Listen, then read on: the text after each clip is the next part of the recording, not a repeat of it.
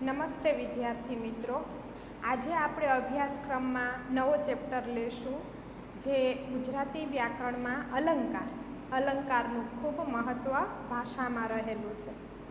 અલંકાર ખરી રીતે ભાષાને શું કરે છે તો અલંકૃત કરે છે. અલંકાર ભાષાને અલંકૃત કરે છે. અલંકાર છે એ ખૂબ સરસ આપણા વ્યાકરણ વિભાગમાં એનું સ્થાન છે.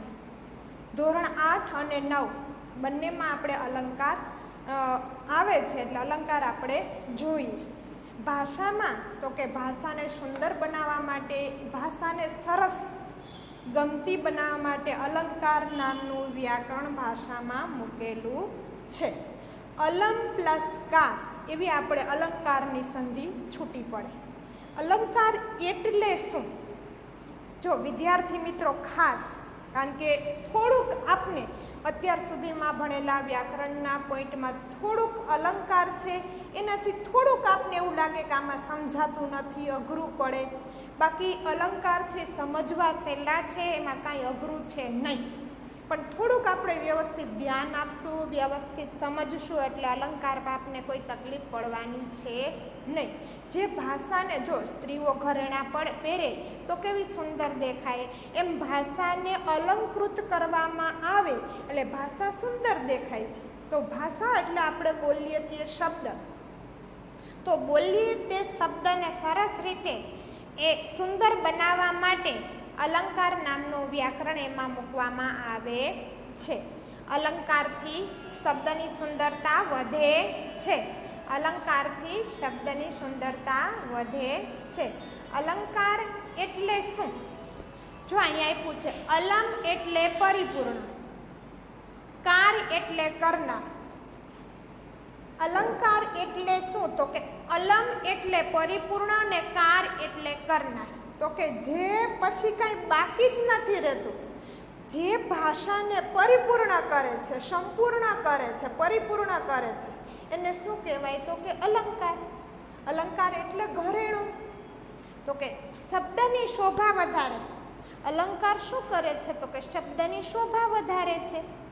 અલંકારમાં આપણે બે ભાગ છે. અલંકારની વ્યાખ્યા જોઈએ. જો અહીંયા આપ્યું કે જે પછી કશું જ ઉમેરવાનું બાકી ન રહે તેવી પરિપૂર્ણતા એટલે અલંકાર.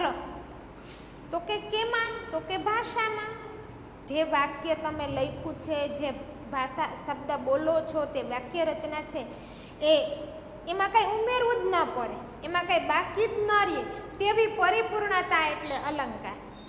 તમે જે અલંકારનું વાક્ય બોલો છો, લખો છો, એના ભાગ છે, એ ભાગ પ્રમાણે તો કે એના બે ભાગ પડ્યા, શબ્દાલંકાર ને અર્થાલંકાર, એના પાછા પેટા પ્રકાર પડ્યા છે. એ રીતે અલંકારના ભાગ પાડી અને નામ આપેલા છે. પહેલા આપણે શું કરશું? તો કે અલંકારની વ્યાખ્યા જોશું. વાણીની અસાધારણ છટા એટલે અલંકાર. વાણીની અસાધારણ છટા એટલે અલંકાર. જોઈએ ને, આપણે ઘણીવાર જોતા હોય કે સાહિત્ય કલાકારો છે, એ કોઈ આપણે ડાયરો ભર્યો હોય, કોઈ લોક ડાયરો હોય, અને એમાં આપણે ભીખુદાન ગઢવી છે કે માયાભાઈ આહિરને સાંભળતા હોય તો આપણે કેવા સાંભળવા ગમે. એ જ જગ્યાએ એટલે કે આપણી જાતને મૂકીએ અને આપણે બોલતા હોય તો સામેવાળા વર્ગને આપણે કેવા સાંભળવા ગમે છે? તો કે શું છે? તો કે આપણી પાસે વાણીની છટા નથી. શબ્દને મઠારવા, શબ્દને સરસ રીતે બોલવા, શબ્દને કઈ રીતેનું ઉચ્ચારણ કરવું, એકને એક વાત છે આપણે રજૂ કરીએ અને આપણી જગ્યાએ સાહિત્યકાર સરસ મજાના ભીખુદાન ગઢવી છે, આપણે જ કોઈ પ્રસંગ રજૂ કરવો છે, એની જગ્યાએ કોઈ સાહિત્યકાર, લોક સાહિત્યકાર ભીખુદાન ગઢવી જેવા કોઈ સાહિત્યકાર છે રજૂ કરે તો શું કરે? તો કે એના વાણીના છટાને કારણે, વાણીની આવડતને કારણે સામેનો વર્ગ, બેસનાર શ્રોતાઓ છે ને, એ જળવાઈ રહે છે, એ સરસ મજાના રસથી સાંભળે છે. જ્યારે એની જગ્યાએ કે જેની પાસે એ સાહિત્ય અથવા તો કે ભાષાનું જ્ઞાન નથી આપણે એમ ન કહી શકીએ, પણ જે ભાષાને સરસ મજાની મઠારીને બોલતા નથી આવડતું, ફાવતું નથી, એ વ્યક્તિને સાંભળે છે તો સામે પ્રેક્ષકગણ છે સાંભળવા તૈયાર થતો નથી. એટલે વાણીને સરસ રીતે અલંકૃત કરવી, શબ્દને સરસ રીતે અલંકૃત કરવા એટલે અલંકાર. ભાષામાં અલંકારનું ખૂબ સરસ મજાનું સ્થાન છે. વાણીની અસાધારણ છટા એટલે અલંકાર. હવે અલંકારના મુખ્ય બે પ્રકાર છે. આપણે અત્યાર સુધી શું તો કે અલંકાર એટલે શું સમજાય. હવે એના પ્રકાર ઉપર આપણે જશું તો કે અલંકારના મુખ્ય બે પ્રકાર છે. તો કે ક્યાં તો કે શબ્દાલંકાર ને અર્થાલંકાર. હવે શબ્દાલંકાર ને અર્થાલંકાર એટલે શું તો કે જે શબ્દને આધારે અલંકારની રચના થાય છે ને શબ્દાલંકાર કહેવાય. એક જ વાક્યમાં આ જગ્યાએ શબ્દનું ઉચ્ચારણ થયું, સામે બીજી જગ્યાએ પણ એને મળતા આવતા શબ્દનું ઉચ્ચારણ થયું, તો કે બંને જગ્યાએ આવેલા શબ્દના ઉચ્ચારણ સરખા છે, મળે છે, એવા શબ્દના ઉચ્ચારણને શું કહેવાય તો કે શબ્દાલંકાર કહેવાય છે. જ્યાં શબ્દનો પ્રાસ મળે છે. આપણે કોઈ વાક્ય લખેલું છે, કોઈ કાવ્ય પંક્તિ લખેલી છે અને બોલીએ છીએ, એ કાવ્ય પંક્તિ બોલીએ છીએ ત્યારે એ કાવ્ય પંક્તિની અંદર આવતા શબ્દ છે એ એક જગ્યાએ આવતો શબ્દ અને બીજી જગ્યાએ આવતો શબ્દ છે, બંને શબ્દનો ઉચ્ચારણનો પ્રાસ મળે એટલે કે ઉચ્ચારવામાં થોડાક મળતા આવે, સરખા લાગે છે, એને આપણે શું કહી શકીએ તો કે શબ્દાલંકાર. જ્યાં શબ્દનો મેળ બેસતો હોય, જ્યાં શબ્દના ઉચ્ચારણનો પ્રાસ મળતો હોય એને શું કહેવાય તો કે શબ્દાલંકાર. એટલે આપણે શબ્દાલંકારનો ખ્યાલ આવી ગયો. બીજો પ્રકાર છે અર્થાલંકાર. તો આમાં શું તો કે આમાં પણ શબ્દ તો ખરો જ, પણ શબ્દના અર્થને આધારે આપણે અર્થાલંકાર કહી શકીએ. શબ્દનું ઉચ્ચારણ છે એ અહીંયા પણ એક શબ્દ આવેલો છે, બીજી જગ્યાએ પણ શબ્દ આવેલો છે, પણ બંને જગ્યાએ શબ્દના અર્થ જોવાના. એટલે અર્થને આધારે જે રચના થાય તેને શું કહેવામાં આવે તો કે અર્થાલંકાર. આપણે શબ્દાલંકાર એટલે શું ખબર પડી ગઈ, અર્થાલંકાર એટલે પણ એનો ખ્યાલ આવી ગયો. હવે આપણે શું કરશું તો કે હવે આપણે પહેલો પોઈન્ટ જોઈએ શબ્દાલંકાર. તો કે શબ્દાલંકારના 4 પેટા પ્રકાર પડે છે. શબ્દાલંકારના 4 પેટા પ્રકાર પડે છે. અલંકારના મુખ્ય 2 પ્રકાર છે, એમાં પહેલો શબ્દાલંકાર, બીજું અર્થાલંકાર. હવે આપણે શબ્દાલંકારના 4 પેટા પ્રકાર પડે છે. 4 પેટા પ્રકાર જોઈએ તો કે પહેલું વર્ણાનુપ્રાસ. વર્ણાનુપ્રાસ અલંકાર ને બીજું નામ મળે છે વર્ણ સગાઈ. શબ્દાનુપ્રાસ એને બીજું નામ મળે છે યમક. આંતરપ્રાસ એને બીજું નામ મળે છે પ્રાસ સાંકળી. અંત્યાનુપ્રાસ એને બીજું નામ મળે છે પ્રાસાનુપ્રાસ. તો પહેલો પ્રકાર આપણે કયો જોયો તો કે વર્ણાનુપ્રાસ, વર્ણ સગાય. બીજો પ્રકાર શબ્દાનુપ્રાસ, યમક. ત્રીજો પ્રકાર આંતરપ્રાસ, પ્રાસ સાંકળી. ચોથો પ્રકાર અંત્યાનુપ્રાસ, પ્રાસાનુપ્રાસ. ખ્યાલ આવી ગયો. 4 પ્રકાર આપણે જોઈએ. વિદ્યાર્થી મિત્રો ખાસ યાદ રાખવાનું છે, શબ્દાલંકારમાં શબ્દના ઉચ્ચારણને આધારે અલંકારની રચના થશે. શબ્દના ઉચ્ચારણને આધારે શબ્દાલંકારની રચના થશે. એટલે શબ્દાલંકાર એટલે શું એનો આપને ખબર પડી ગઈ, ખ્યાલ આવી ગયો. શબ્દાલંકારના મુખ્ય કેટલા પ્રકાર છે તો કે 4 પ્રકાર છે. 4 પ્રકારનું આપણે 2 વાર યાદી બનાવેલી એટલે આપણે પ્રકાર યાદ રહી ગયા. હવે અર્થાલંકારના મુખ્ય 8 પ્રકાર છે.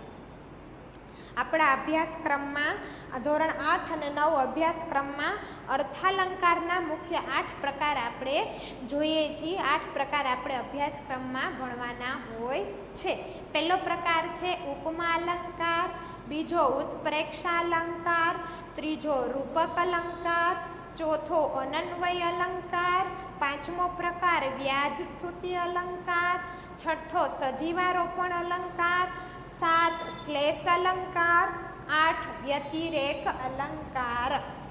જેમ શબ્દાનુ અલંકારના 4 પ્રકાર જોયા, એમ આપણે અર્થાલંકારના 8 પ્રકારના નામ આપણે જોયા.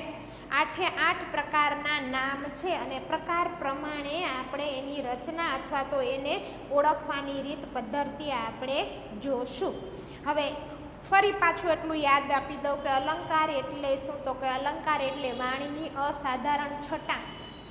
જોઈને મેં આગળ ઉદાહરણ આપ્યું, આગળ મેં તમને વાત કરી એ પ્રમાણે કે જોઈએ કે સાહિત્યકાર કોઈ શબ્દ બોલે છે અને એ જ વાતને આપને રજૂ કરવા ઊભા રાખ્યા હોય તો કોઈ આપને સાંભળવા માટે તૈયાર થાય નહીં.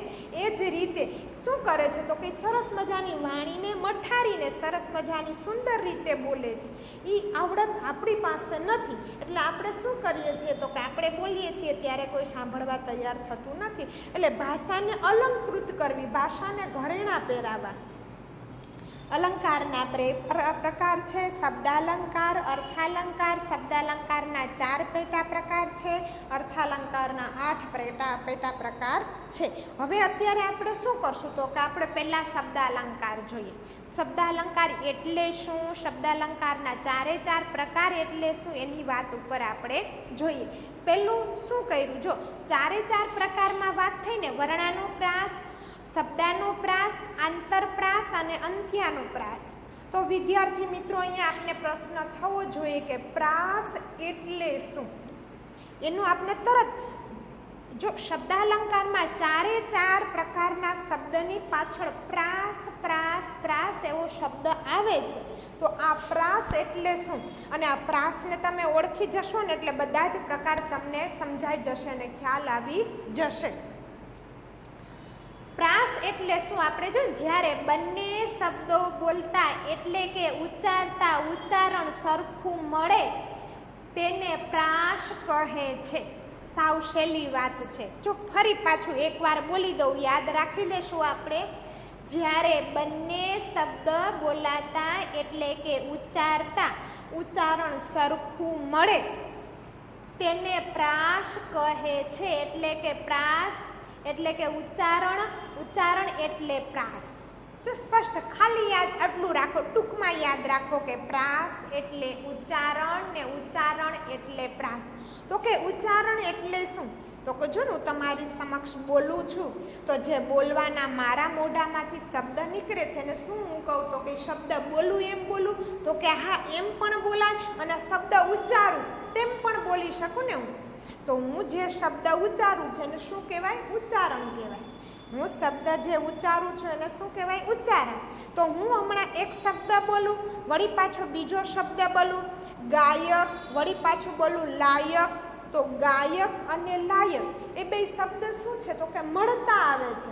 તો કે બે શબ્દનો પ્રાસ મળે છે, ઉચ્ચારણ મળે છે. હવે એક યાદ રાખશું કે ગાયક લાયક તો બંનેમાં ક એટલે કે છેલ્લો અક્ષર, શબ્દનો છેલ્લો અક્ષર હંમેશા સરખો હોય ને તો જ ઉચ્ચારણ સરખું નીકળે.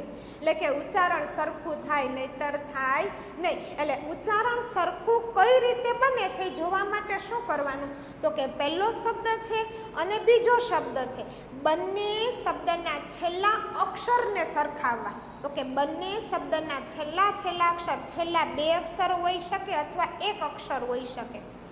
બંને શબ્દના છેલ્લા 2 અક્ષર અથવા 1 અક્ષર સરખા, ગાયક લાયક, તો કે એમાં બંને અક્ષરો સરખા છે છેલ્લા. તો એમ સરખા હોય ને એટલે ઉચ્ચારણ પ્રાસ સરખો મળે છે. એને શું કહેશું આપણે, પ્રાસ. એટલે 4 પ્રકારમાં પાછળ પ્રાસ આવે તો પ્રાસ એટલે શું એનો ખ્યાલ આવી જાય ને એટલે આપણે શબ્દ અલંકાર આખો સમજાઈ જાય. કારણ કે 4 પ્રકારના શબ્દના પ્રાસ જોવાના છે આપણે. એટલે આપણે પ્રથમ એ ખ્યાલ હોવો જોઈએ કે પ્રાસ એટલે શું. તો વિદ્યાર્થી મિત્રો મેં તમને સ્પષ્ટ કહી દીધું, ઉચ્ચારણ એટલે પ્રાસ અને પ્રાસ એટલે ઉચ્ચારણ.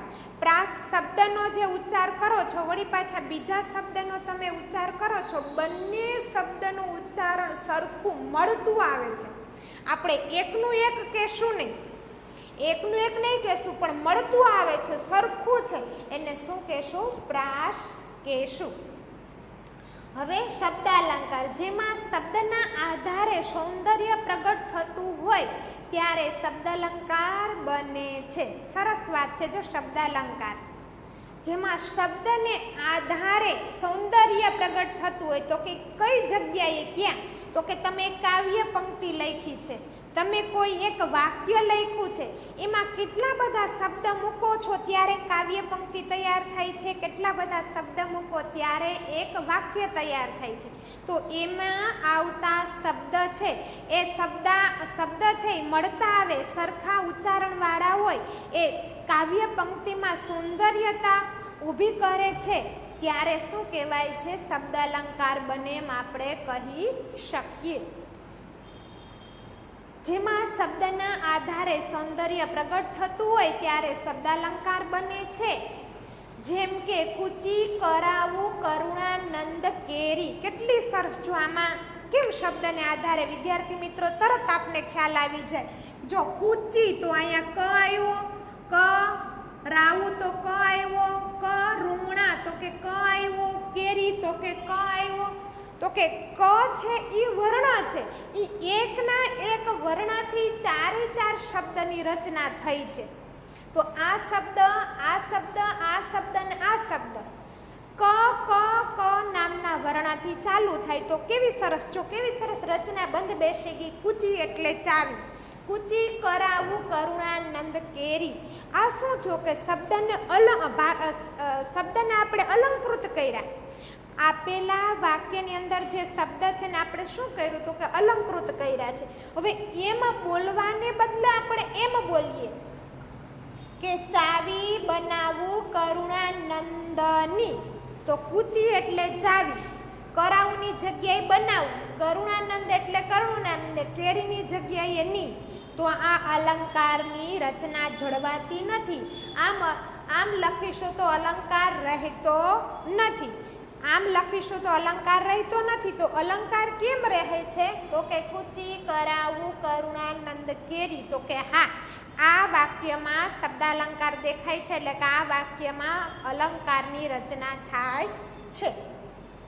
એટલે કે ઉપર લખેલ વાક્યમાં શબ્દાલંકાર બને છે. ઉપર લખેલું વાક્ય, આ વાક્ય છે આપણું, આમાં અલંકારની રચના તૈયાર થાય છે. આમાં અલંકારની રચના તૈયાર થતી નથી.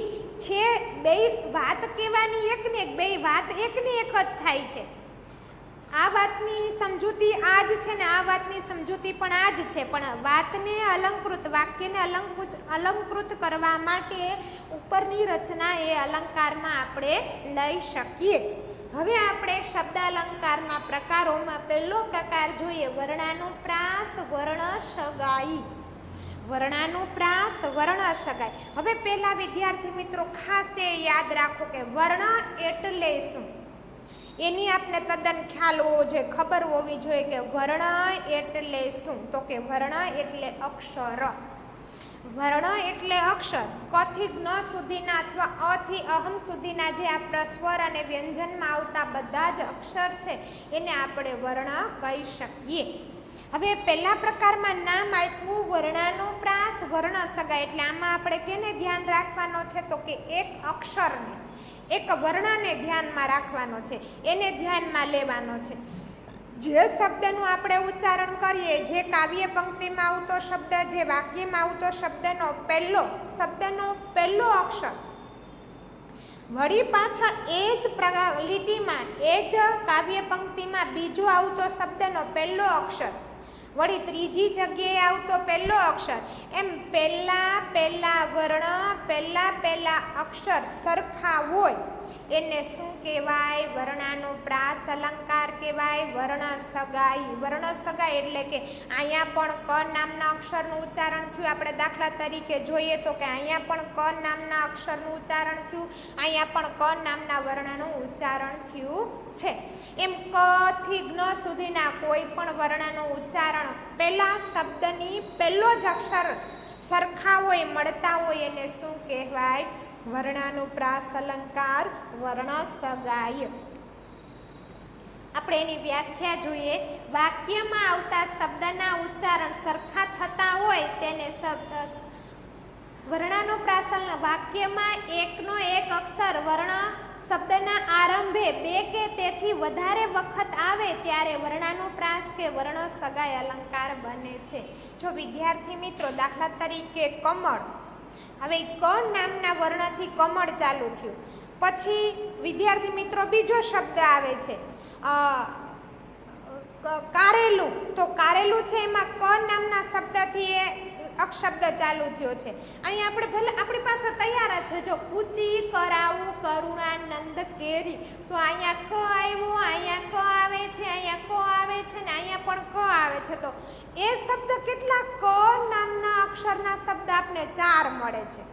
એ 4 શબ્દ મળે અથવા 2, એક શબ્દ હોય તો આપણે સરખામણી કરી શકતા નથી, પણ એની જગ્યાએ એકને બદલે 2 શબ્દ હોય તો પણ ચાલે, 3 શબ્દ હોય તોય ચાલે અને 4 શબ્દ હોય તોય ચાલે. પણ કેવા તો કે ક થી જ્ઞ સુધીના કોઈ પણ વર્ણથી શરૂ થતા, એકના એક વર્ણથી શરૂ થતા એ શબ્દને આપણે શું કરશું તો કે વર્ણાનુપ્રાસ અલંકારમાં લઈ શકીએ. આપણે ઉદાહરણ જોઈએ. ઊભી, બાળ, વિવશ બની, બારીની બહાર. સરસ, જો આપણે તરત સમજાઈ જશે વાત. અહીંયા શું આવ્યું? બ નામનો વર્ણ આવ્યો, અહીંયા પણ બ નામનો વર્ણ આવ્યો, અહીંયા પણ બ નામનો વર્ણ આવ્યો. તો કે ક્યાં? તો કે શબ્દના આરંભે, શબ્દની પહેલા. તો કે પહેલો જ વર્ણ આપણે ધ્યાનમાં લેવાનો છે. કયો? તો કે પહેલો જ વર્ણ, પહેલો એક જ વર્ણ, પહેલો એક અક્ષર જ ધ્યાનમાં લેવાનો છે. હા, આ આખા વાક્યની અંદર ઊભી, બાળ, વિવશ બની, બારીની બહાર, આ આખા વાક્યની અંદર બ નામના વર્ણનું 1 વખત ઉચ્ચારણ થયું, 2 વખત ઉચ્ચારણ થયું અને 3 વખત ઉચ્ચારણ થયું. એટલે આ બ નામના વર્ણનું ઉચ્ચારણ 3 વખત થાય છે. એ 3 વખત ઉચ્ચારણ મળે છે. એટલે આ પ્રકારને આપણે કેમાં લઈ જવો પડે? વર્ણાનુપ્રાસ. કારણ કે સ્પષ્ટ નામ છે ને એવું કામ છે. આપણને સ્પષ્ટ મળી જાય છે કે વર્ણાનુપ્રાસ, તો અહીંયા આપણે વર્ણનો પ્રાસ જ જોવાનો છે, આખા શબ્દનો પ્રાસ જોવાનો નથી. બ નામના વર્ણનો પ્રાસ અહીંયા મળે છે, અહીંયા પણ મળે છે. ત્રણેય જગ્યાએ બ નામના વર્ણનો પ્રાસ મળે છે. એટલે અહીંયા શું કરવાનું છે આપણે? તો કે ભાઈ વર્ણનો જ પ્રાસ જોવાનો છે, વર્ણનો જ ઉચ્ચારણ ધ્યાનમાં લેવાનું છે. બીજું ઉદાહરણ, નટવર નિરખ્યા ને ન.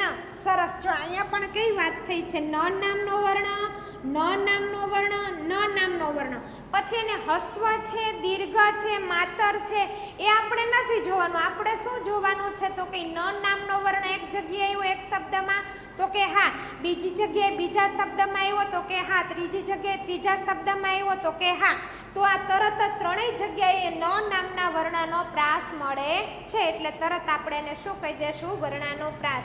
એમ પહેલું ઉદાહરણ. બીજું, કાશીમાએ કામ કાઢ્યું, તો આમાં ક નામનો વર્ણ, ક નામનો વર્ણ અને ક નામનો વર્ણ એનો પ્રાસ મળે છે.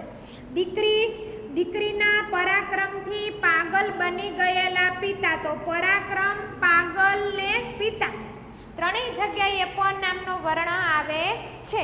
તો શું થયું વિદ્યાર્થી મિત્રો? તો કે આપણે કયો વર્ણ મળ્યો? પ નામનો. તો કે 3 જગ્યાએ શબ્દની 3 જગ્યાએ મળે છે, ત્રણેય જગ્યાએ તેનું ઉચ્ચારણ સરખું થાય છે.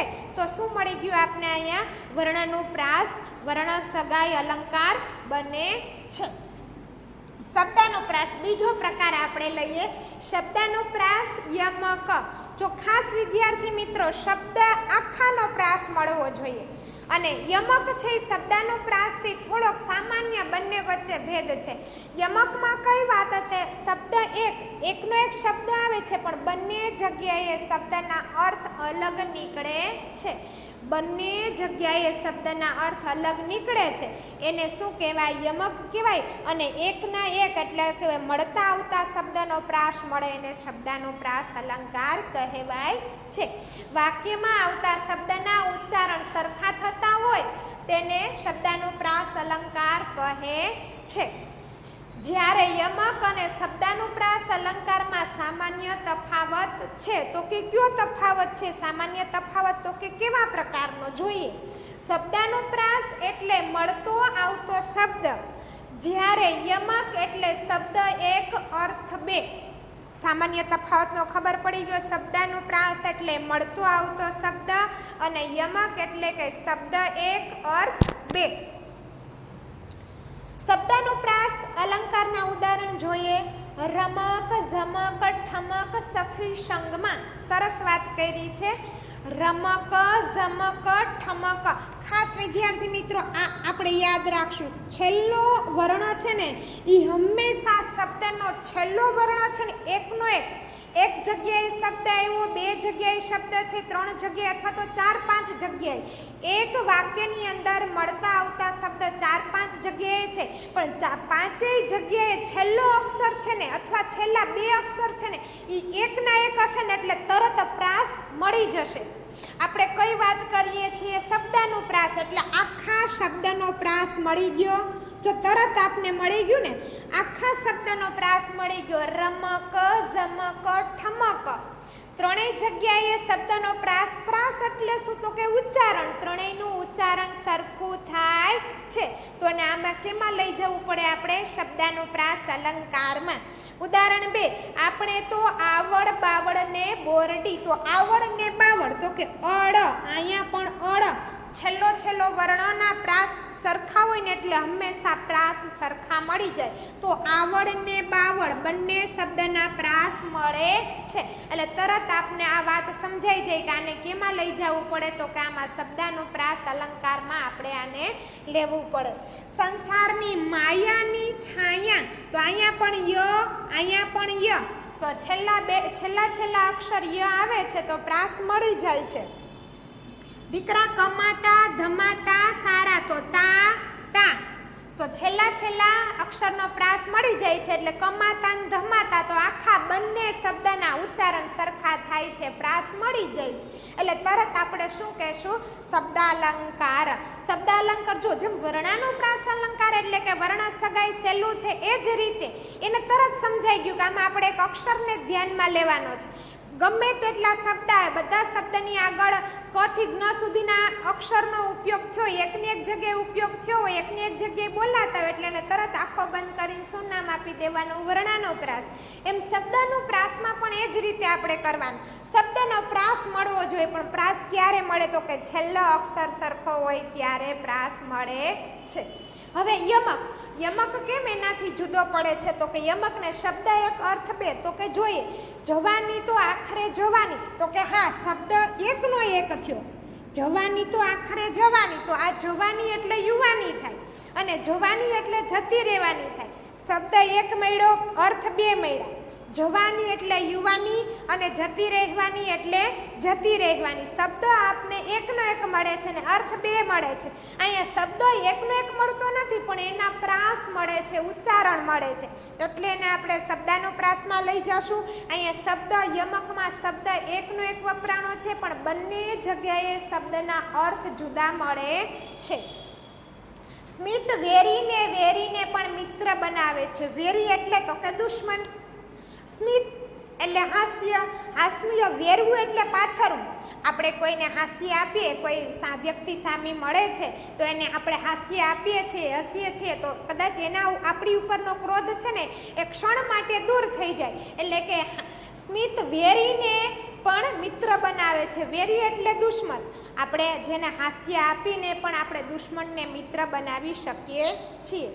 આકૃતિ એ દોરેલી આકૃતિ છે. આકૃતિ છોકરીનું નામ છે ને આકૃતિ એટલે ચિત્ર. જો બે જગ્યાએ આકૃતિ આવે છે પણ બંને જગ્યાએ આકૃતિ શબ્દનો અર્થ અલગ મળે છે. મેં અખાડામાં જવાના ઘણા અખાડા કર્યા. અખાડો એટલે તો કે કુસ્તીનું મેદાન. અખાડો એટલે પ્રયત્ન. મેં અખાડામાં જવાના ઘણા અખાડા કર્યા. અખાડો એટલે કુસ્તીનું મેદાન ને અખાડો એટલે પ્રયત્ન. તો કે બંને જગ્યાએ શબ્દ સરખા આવ્યા પણ બંને જગ્યાએ શબ્દનો અર્થ અલગ પડે છે. એટલે ખાસ કરીને વિદ્યાર્થી મિત્રો યમક અને શબ્દાનુપ્રાસ અલંકારમાં સામાન્ય સૂક્ષ્મ ભેદ આપને મળે છે. અહીંયા આપણે આ બે પ્રકાર સમજી લીધા. આ નેક્સ્ટ પીરિયડમાં આપણે આવતા પ્રકાર જોશું. અહીંયા આપણું આ લેસન પૂરું.